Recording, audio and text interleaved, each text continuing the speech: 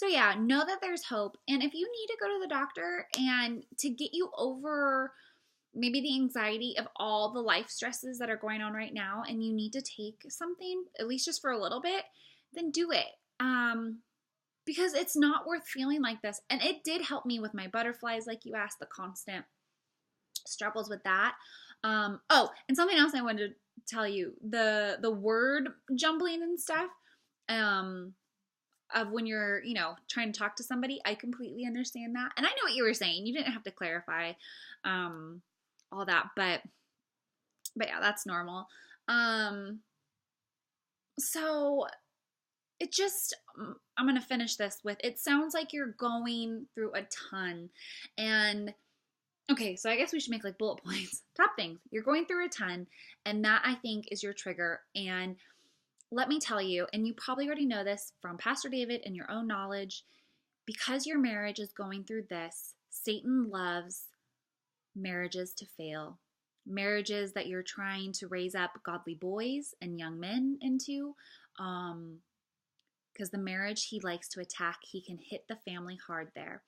So be aware of your surroundings. Be aware that you are susceptible, if not currently being attacked. So, with that in mind, take on a warrior knowledge, put on the armor of God, be equipped.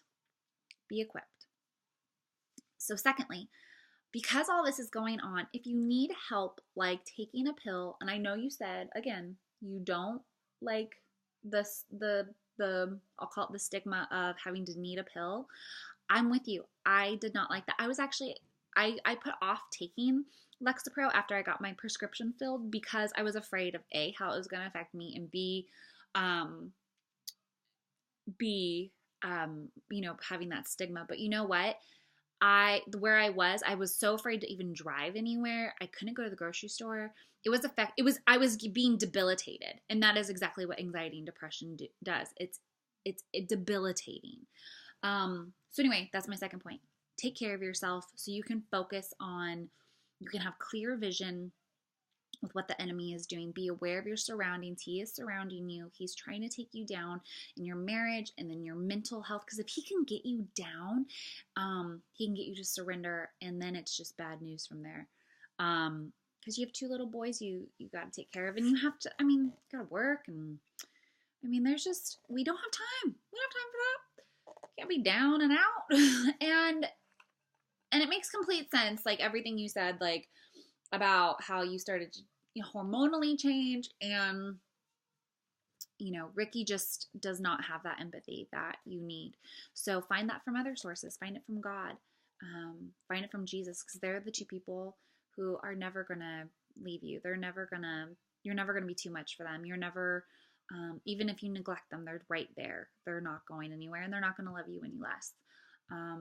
And lastly, I'm always here for you.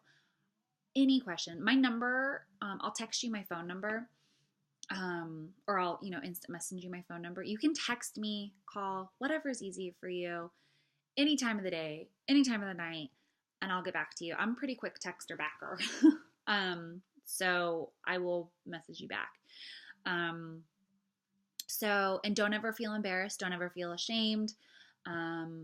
Because that, like I said at MOPS, is the biggest tactic of the enemy, is he wants you to feel ashamed or embarrassed or alone. Like nobody would ever think this. Nobody will understand this. Like she'll think I'm crazy, or he'll think I'm crazy, or, XYZ. And I'm telling you, I won't. So I've thought some pretty bad thoughts in my life, due to the anxiety and the depression. And honestly, a hard truth for me, I contemplated suicide, like when I first got a spiritual attack, which was when I had my first panic attack in 2013. And because it was just so awful, and I felt like I couldn't escape, and I just wanted it to end. And then I also contemplated it, again when I was, a year ago. I didn't attempt it, but it was definitely a thought in my mind. Like it would just be so much easier to end it. And I think part of it is knowing that I just felt, or not knowing, but just feeling alone, even though I know I wasn't. But I want you to know that these valleys of depression and anxiety are super dark, but keep walking through that valley. It's like the verse, though I walk through the valley of the shadow of death, I will fear no evil. Keep walking. The Bible says to keep walking. It doesn't say to camp out or to stay. Keep walking, even if it's just going through the motions.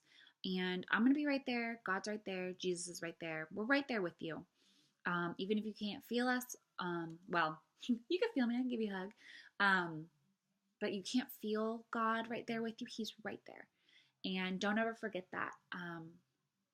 And this is going to be used for His glory. So remember that. And you're going to minister to a lot of women who struggle. So